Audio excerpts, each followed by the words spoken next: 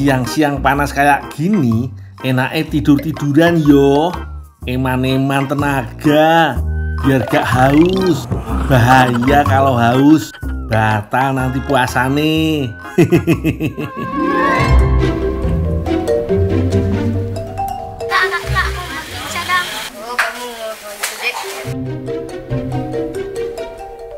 Minta buahnya, Om.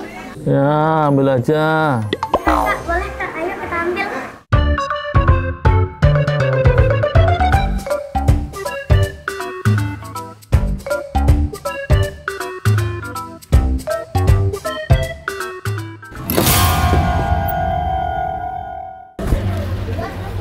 Yuk, ya. Kok ada suara orang, yuk? Mana suaranya? Gak ada suara. Itu anak-anak Muhammad. Itu tuh. Oh, itu bocah-bocah. Lur, si. Anak-anak itu ngapain yo?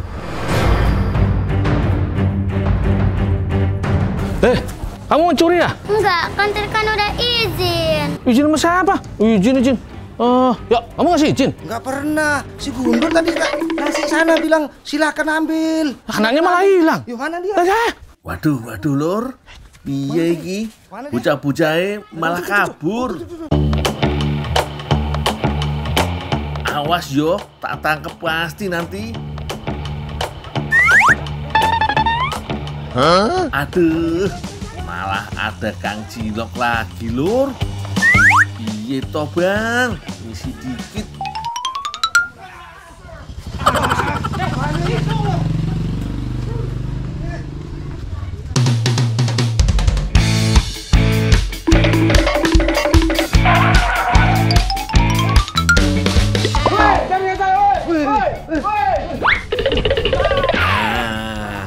Bagus, Bang. Ayo tangkap. Dadalah, Bang Doyo kok malah ngejaring aku sih?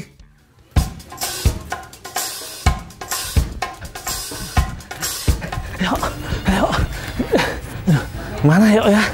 Kok nggak kelihatan yuk? Aduh, dada sakit. Aduh.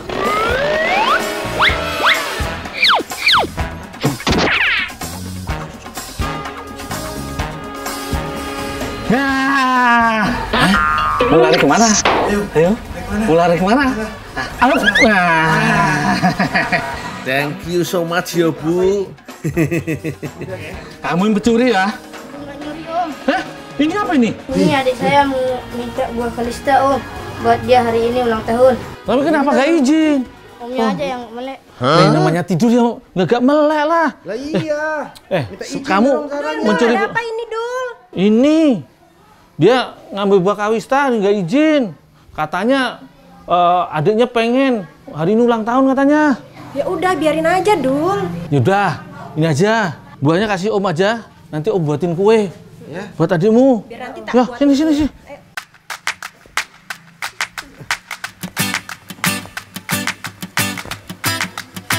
Udah kamu pulang dulu sana. Pulang. Ya Kak, bantuin Kak. Buat kue Kak ya. Oke, baik. Ayo kita buat kue.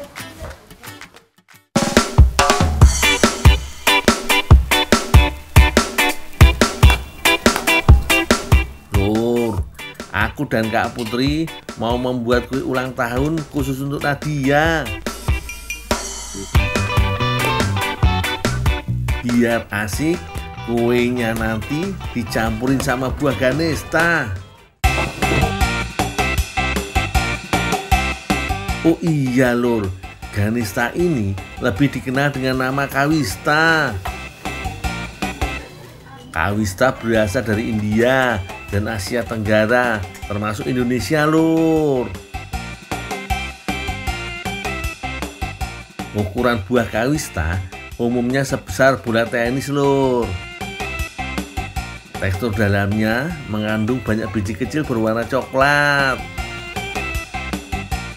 Rasanya sih cenderung manis dengan sedikit rasa asam yang menyegarkan. Jadi cocok banget toh kalau dijadikan kue begini.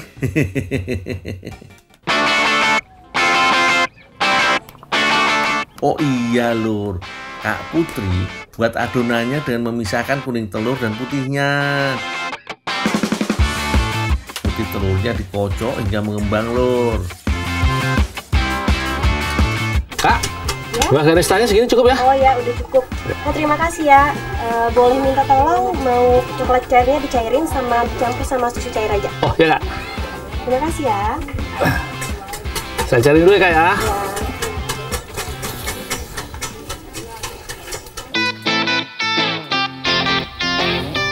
Kayak nih lur, coklatnya mau dijadikan topping untuk kuenya deh lur. Masak coklat dengan susu kental manis, lalu aduk hingga seluruh coklat mencair. Sembari aku berkegiatan, Kak Putri lanjut membuat adonannya lur. Setelah putih telur mengembang, Kak Putri mencampurkan gula dan ragi ke dalam kuning telur. Lalu ketiganya dikocok hingga adonan mengembang. Selanjutnya Kak Putri menambahkan tepung terigu dan vanili. Adonan diaduk hingga rata dan tidak ada lagi tepung yang menggumpal.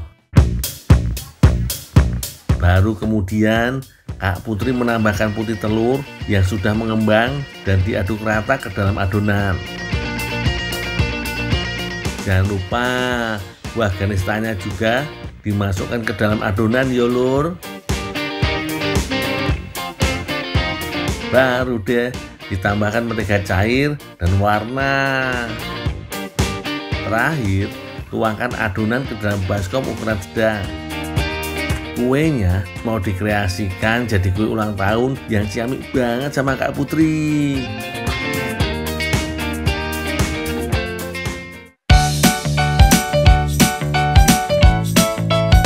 Kukus kuenya selama kurang lebih 45 menit ya lur.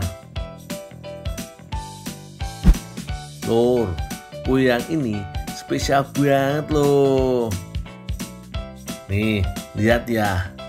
1, 2, 3.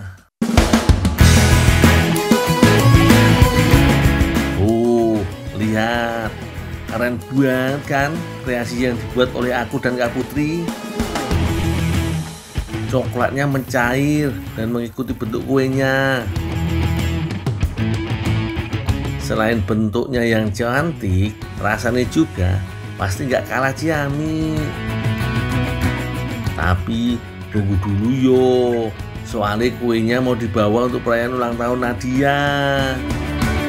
Halo adik-adik semua. Jadi hari ini adalah ulang tahun Nadia yang ke-9. Lur, walaupun awalnya aku dan Randy harus kejar-kejaran dulu, tapi akhirnya aku seneng banget bisa ngerayain ulang tahun Dek Nadia. Potong kuenya, potong kuenya. Semoga Dek Nadia seneng ya. Selamat ulang tahun ya Nadia.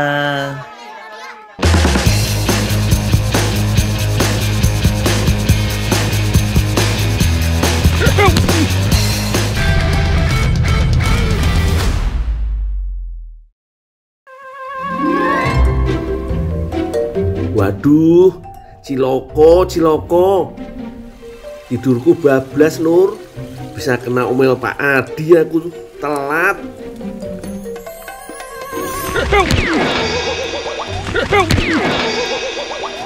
Dalah, sampai lupa ngerem lur.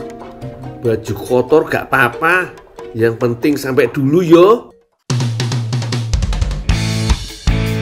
Hari ini aku sudah ada janji sama Pak Adi mau panen ikan gurame lur. Lokasiku kali ini berada di Desa Sukagali, Kecamatan Tarogong Kidul, Kabupaten Garut. Pak, kenapa Pak? Telat. Kenapa itu muka itu, Jul? Kagak marah malah ngetawain saya telat. Nah, lihat mukanya Bang Gundul tuh, lihat tuh. Muka. Iya. Oh, Kenapa itu? jatuh tadi di sawah. Wah, Aduh. Ada hikmahnya juga aku jatuh. Ternyata mukaku belepotan, gak jadi diomelin. Emang sensitif nih ikan. Orang lagi bersih-bersih malah dicipratin.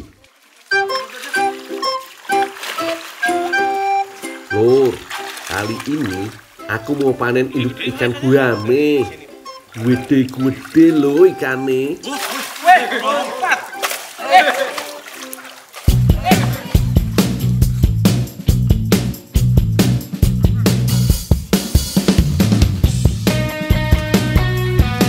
Nih lihat ukuran guramenya lur, berat banget pas aku angkat. Tak kira-kira bobotnya hampir mencapai 2 kg.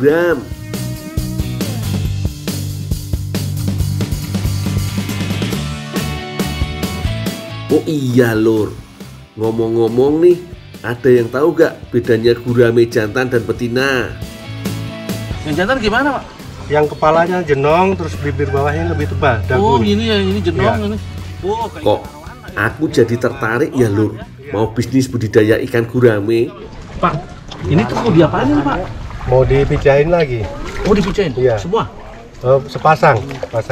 Kalau yang sepasang, saya minta boleh nggak, Pak? Oh, nggak boleh. Dipinjam boleh kalau dipinjam. Oh, pinjam boleh, Pak? Pinjam boleh, pinjam. Oh, berarti kalau dipinjam, nanti kalau sudah bertelur, balikin lagi? Balikin lagi. Oh, Pak Adi emang baik banget. jadi pengusaha. Pokoknya bagus lah. kalau udah ada anakannya tak kembaliin Pak.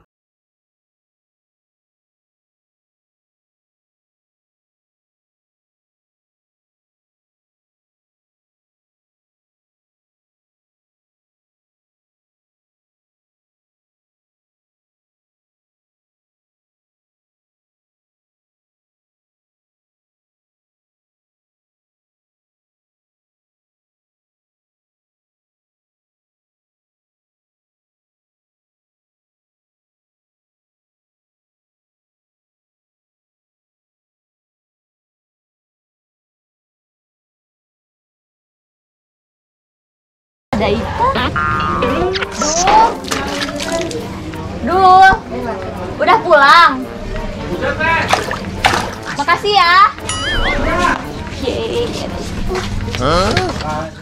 Masak ah.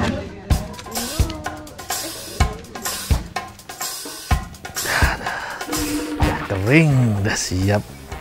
Tinggal dipijahin. Waduh, gurame kemana ya? Aduh,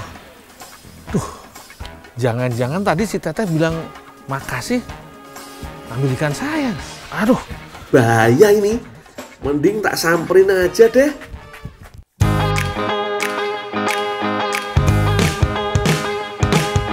Teh, Iya. Teh. Aduh, gurameku. Kenapa kan lagi dibersihin, mau dimakan kan? Aduh, Teh itu gurame bibit. Aduh, gagal jadi pengusahaku. Ya mana aku tahu, orang ada di depan rumah. Ya iya, masa aku bawa masuk ke kamar? Ya udah gimana dong, udah terlanjur mati ini ikannya, mau digimanain? Aduh, mana nih yang betina lagi? Aduh. Ya udahlah, udah terlanjur mati. Mau masak apa sih, Teh? Mau dibakar, mau digoreng, mas lu mau digimanain? Wes, gagal jadi pengusaha gurame. Wah, buatin aku onde-onde gurame pokoknya. Iya. Mau dibikin onde-onde, asalkan bantu bersihinnya. Yaudah deh, pokoknya bikin onde-onde si gurame. Ya, aku mau bikin bahannya buat onde-onde. Udah, buru-buru. Gurame. Gurame ini ternyata ikan asli Indonesia, tepatnya dari daerah Jawa Barat. Diperkirakan ikan ini sudah dipelihara sejak zaman Raja Galuh sekitar tahun 612 Masehi.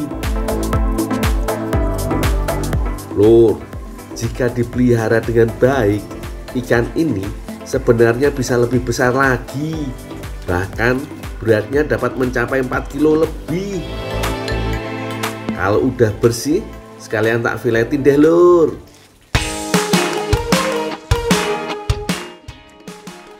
Nah, udah bersih nih. Langsung antar ke Teh Rina aja yuk.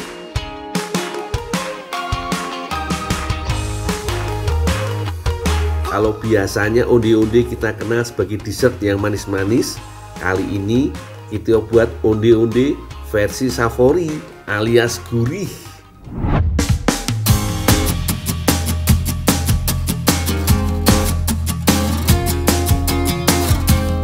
Teh Rina potong wortel menjadi bagian-bagian kecil.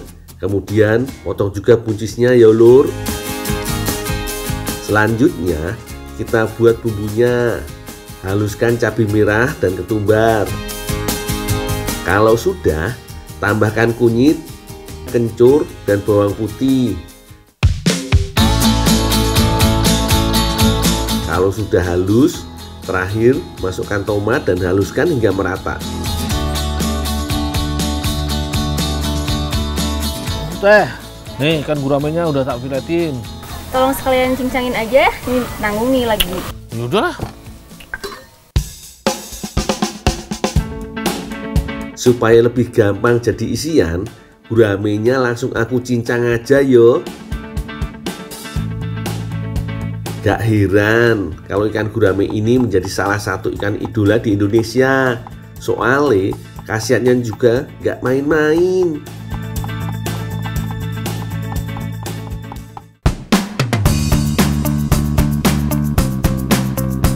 Larutkan gula dan pewarna makanan. Kemudian campurkan ke dalam tepung beras, aduk-aduk hingga kalis ya. Yuk lur, kita tumis guramenya. Pertama kita tumis bumbu yang tadi sudah dibuat hingga aromanya harum. Kalau sudah, masukkan wortel dan buncis yang tadi sudah dipotong-potong. Jangan lupa tambahkan air supaya sayurannya menjadi empuk dan matang sempurna. Biar makin sip, tambahkan minyak wijen dan kaldu bubuk. Aduk hingga merata. Kemudian tambahkan lagi gula merah yang diiris tipis. Tunggu hingga larut merata. Terakhir, masukkan daging ikan gurame dan masak hingga air menyusut sedikit demi sedikit. Teh, nih tumisannya udah jadi nih teh, udah mateng, udah enak. Makasih ya, Du. Apalagi yang bisa dibantu? Udah kok sama aku aja sih. Udah. Nah, tapi jangan lupa ya nanti kalau mateng, aku dipanggil ya. Iya.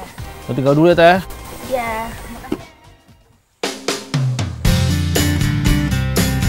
Nah, sekarang saatnya kita membentuk onde-ondenya yo. Pertama, kita bentuk bulat-bulat. Kemudian pipihkan dan masukkan isian yang sudah kita masak tadi. Jangan lupa dikasih keju dulu untuk menambah cita rasa gurih pada onde-ondenya yo. Terakhir, bentuk onde-ondenya, kemudian balurkan biji wijen sesuai selera yo lur. Kalau sudah, tinggal digoreng deh dengan minyak penuh sampai terendam. Wih, lihat tuh, onde-ondenya glowing banget kayak pakai skincare lur.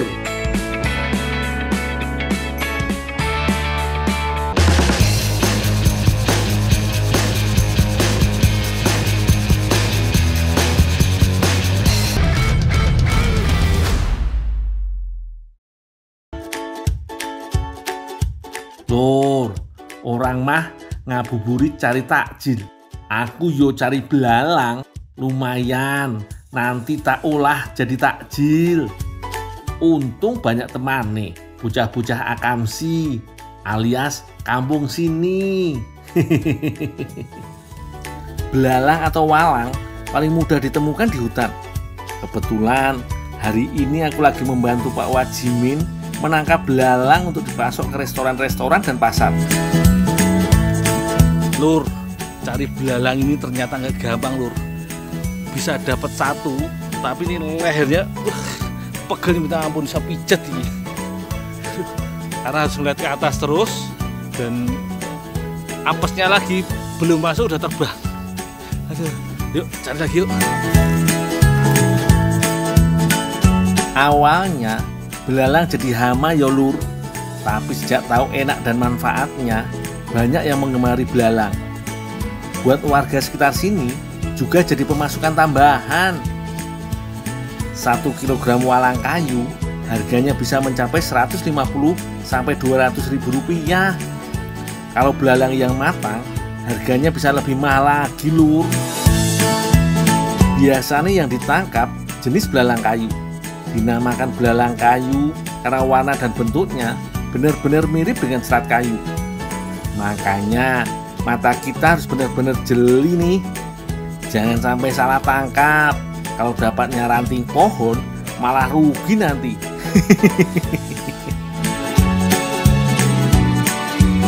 Untuk menangkap walang di hutan jati yang pohonnya tinggi-tinggi harus pakai galah panjang seperti ini juga lur.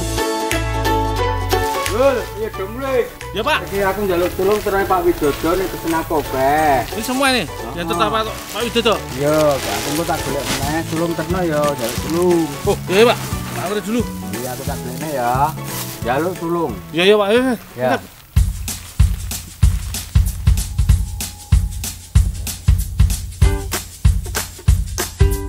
Di wilayah Gunung Kidul ini, belalang biasanya digoreng atau dibakar saja. Tapi di restoran pizza Q, belalang diolah menjadi topping pizza. Inovasi perpaduan olahan ala Italia dan lokal. Sebelum dimasak, belalang harus dibersihkan. Aku punya tips nih untuk membersihkan belalang lur. Simak baik-baik yo. Nih, kalau belalang nih yang dibersihin nih, yang pertama bulu-bulu sayap nih. Terus bagian isi perutnya.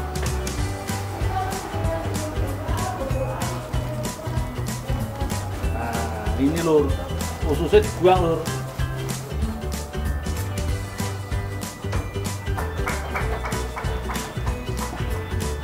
Nah, kalau bulunya nggak dibersihin ini yang bikin gatel lur. Harus bersih.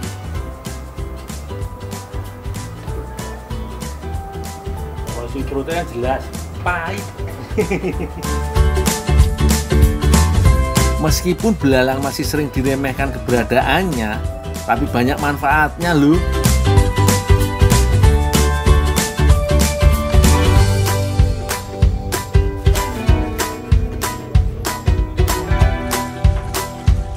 Setelah dibersihkan, belalang harus dicuci sekali lagi yo. Belalangnya akan dimasak. Bahannya antara lain kuah kaldu, gula merah, serai, daun jeruk, daun salam, dan garam. Rebus belalang dan bumbunya, gunanya untuk menambah rasa dan menghilangkan kuman serta aroma khas belalang.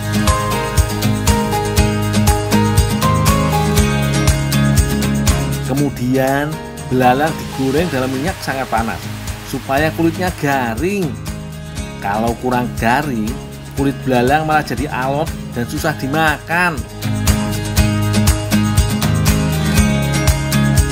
Setelah adonannya kalis, harus dibagi menjadi beberapa bagian.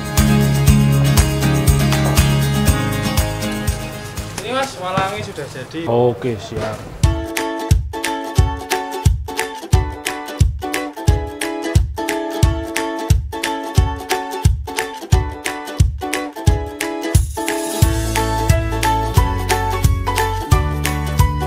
Teman-teman, nih setelah adonannya jadi nih, ini harus didiamkan dulu selama 1 jam supaya dia mengembang sempurna. Tapi tenang aja, aku udah ada adonan yang mengembang di kulkas. Tujuan didiamkan adalah agar adonan bisa mengembang. Nama teknik ini adalah proofing adonan. Olesi adonan dengan saus tomat. Kemudian tambahkan topping daging asap.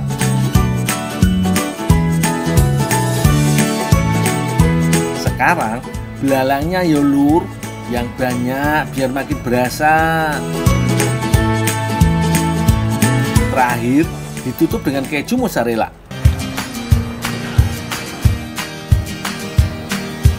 Lur, pizzanya udah jadi lur, tinggal di oven, baru nanti disantap.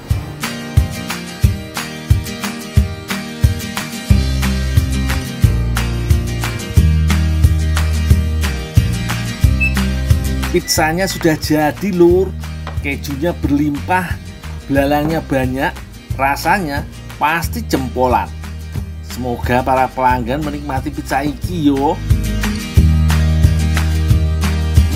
Aku sekarang istirahat dulu. Capek aku lur.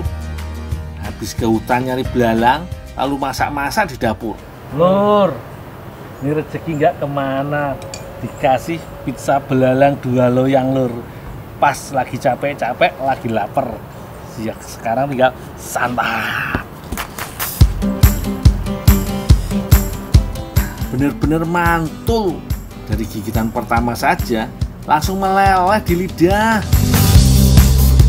Lur, pizza belalang ini memang nikmat banget lur. Jadi topping belalangnya rasanya crunchy banget. Rasa kalau aku nih, ini tadi rasa asin gurihnya dapat banget. Jadi gurihnya belalang itu original. Apalagi nih tambah nih kejunya mozzarellanya. Begitu digigit, wah langsung meleleh. Wah, top banget.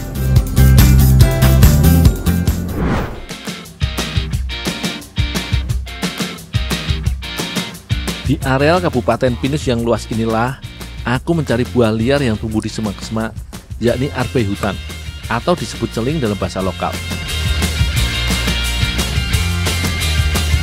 Celing tumbuh liar di daerah terbuka, lembah dan semakin subur di dataran tinggi. Selain sebagai tanaman hias, celing juga diolah menjadi campuran selai arbe. Kini, aku akan mengkombinasikan celing dengan makanan tradisional yang sudah lama lekat di hati masyarakat Malang khususnya, yang disebut sempol. Tekstur celing yang lunak membuatnya mudah untuk diolah. Cukup dipotong dalam ukuran kecil, buah yang juga disebut stroberi alpin ini bisa langsung dimanfaatkan. Sayangnya, kali ini aku tak mendapat banyak celing matang. Padahal, buah celing matang dalam jumlah yang banyak dapat mengubah warna olahan makanan.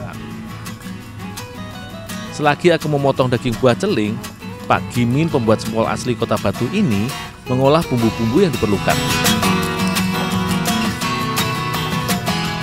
Untuk membuat sempol yang nikmat, bahan yang digunakan cukup beragam. Kunci dari rasa terletak pada bumbu intinya yang terdiri dari bawang putih, bawang merah goreng, dan garam.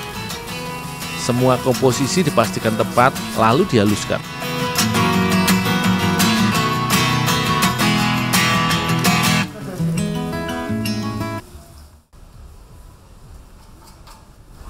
Lur, tolong diadon ya, saya mau beli bumbunya. Oh, ya Pak. Bahan pembuat sempol mirip dengan kuliner bakso. Hanya saja, pada sempol, jumlah tepung kanji lebih banyak daripada tepung terigu maupun maizena. Adonan ini lebih serupa dengan jajanan asal Jawa Barat yang bertekstur kenyal, yakni cilok. Awalnya, pembuat sempol adalah penjajah cilok dari Desa Sempol, Kecamatan Pagak, Kabupaten Malang. Untuk menambah pemasukan, ia pun mencoba inovasi baru dengan tambahan daging ayam pada adonan. Nama Desa Sempol pun diabadikan sebagai panggilan untuk kudapan ini. Setelah semua bahan merata dan tekstur menjadi cukup kenyal, kini waktunya merebus adonan. Pak, apa lagi Pak yang bisa saya bantu Pak? Ya, kamu bersih-bersih gerobak di sana. Oh ya Pak. Tentunya, ciri khas yang tak boleh hilang adalah tusuk serupa sate, tempat menempelnya sempol. Perebusan adalah tahap yang penting dalam pembentukan tekstur sempol. Pada proses rebus, aci atau tepung kanji akan menyerap air hingga membuat sempol menjadi lebih kenyal. Sementara Pak Gimin melanjutkan proses perebusan, aku menyiapkan gerobak motor untuk menjajakan sempol celing yang sehat ini. Di suasana dingin seperti ini, pasti banyak yang menanti untuk mencicipi gurihnya sempol hangat.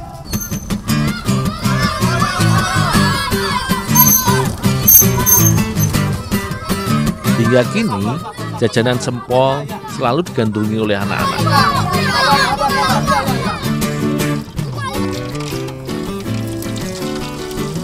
Tak heran memang, sempol goreng dengan balutan telur ini sangatlah nikmat.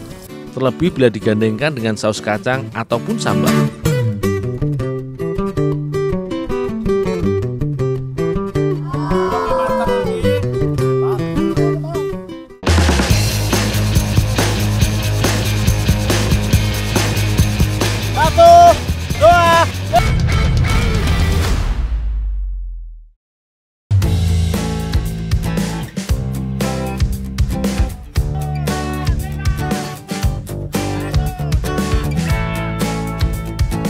Hari ini, aku masih berada di Kabupaten Tanah Toraja, Sulawesi Selatan. Adat istiadat di sini masihlah kuat. Ini dapat dibuktikan dengan dibangunnya tongkonan di hampir semua rumah di kawasan ini. Hari ini, aku akan membantu bapak-bapak di Desa Pantengko, Kecamatan Mengkedek untuk membuat tongkonan.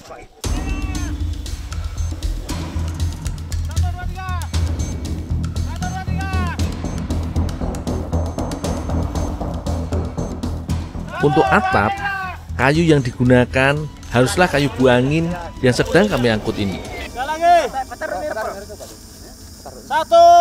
2, 3. Kayu ini sangat kuat sehingga cocok untuk dijadikan sebagai kerangka atap rumah. Kayunya lumayan berat sehingga membutuhkan beberapa orang untuk mengangkatnya.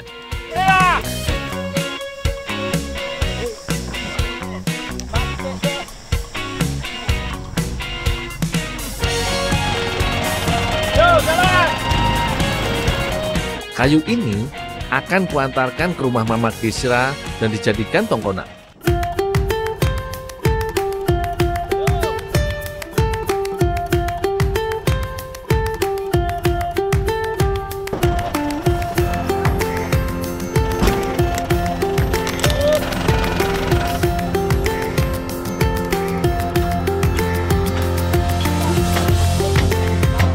Uniknya, sebelum dipapas dengan menggunakan serikal, kayu ini dipapas manual terlebih dahulu seperti ini.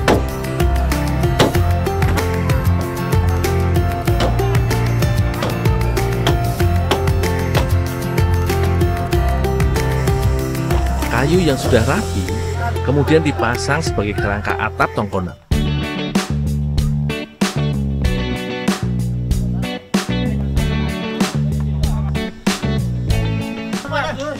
Kalau ini video. Sebentar, ulur dulu. Tarik. Tuh, 2, 3. Tuh, 2, 3. 1, 2, 3. Yuk, 1, 2, 3. Kurang naik lagi.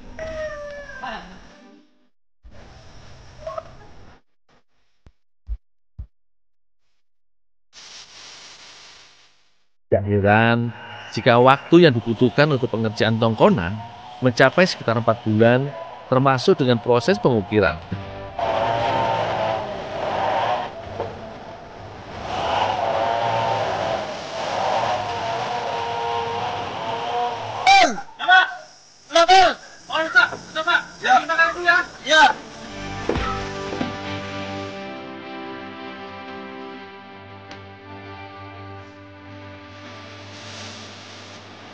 Sebagai salah satu penghasil rempah-rempah terbesar di dunia, Indonesia memang merupakan tanah yang subur.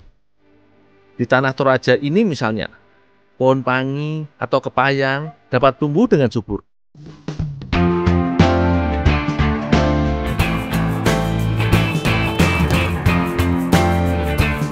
Masyarakat di sini gemar memasak masakan yang terbuat dari buah hingga kulit pangi atau kepayang.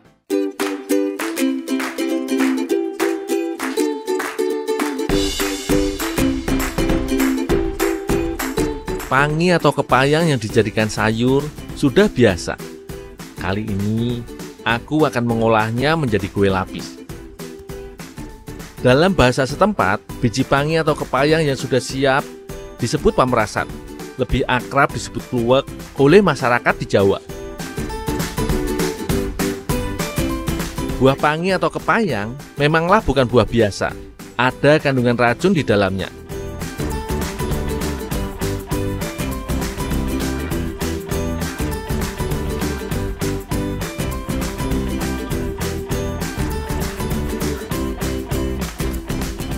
Jika pengolahannya tidak tepat, bisa membuat orang yang mengkonsumsinya menjadi meninggal.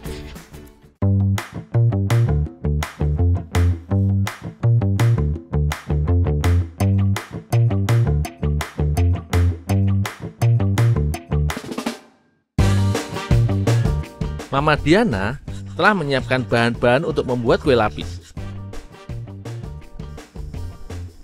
Bahan utamanya santan. Menurut sejarahnya, kue lapis berasal dari Belanda.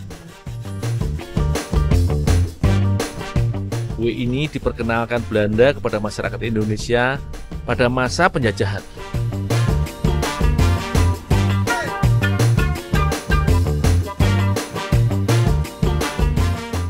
Karena rasanya yang enak, kue ini pun meluas ke berbagai daerah di Indonesia.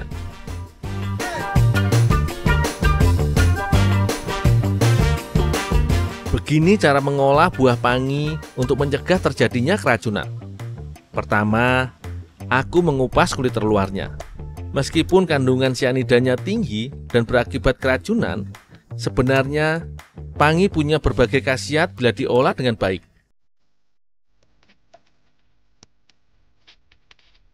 Pamerasan berguna sebagai antiseptik alami. Mengkonsumsi pamerasan juga dipercaya dapat menjadi obat untuk penderita insomnia. Sebagai pemakaian luar, pamerasan bisa dijadikan sebagai obat masalah kulit. Dalam satu buah pangi bisa berisi antara 6 hingga 10 biji. Nah, yang akan kuolah adalah bagian dalam biji. Teksturnya keras seperti kaca.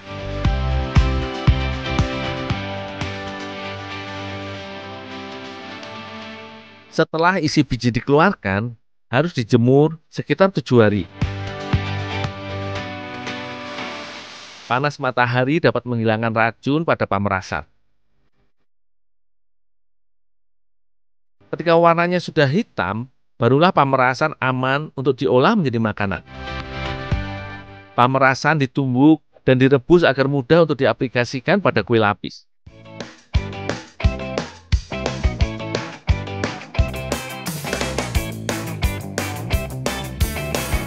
Kak Arung telah menyiapkan tepung beras, tepung terigu, dan gula putih.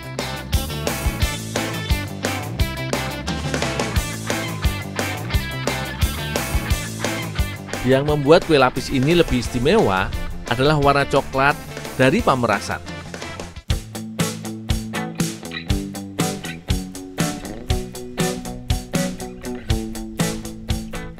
Untuk membuat kue lapis memang membutuhkan kesabaran agar hasilnya maksimal. Adonan harus dituangkan satu persatu dengan warna yang berbeda-beda. Jika adonan pertama sudah matang, barulah adonan dengan warna lainnya dituangkan. Waktu yang dibutuhkan untuk mengukus kue ini hingga matang seluruhnya memanglah cukup lama, yaitu 30 menit.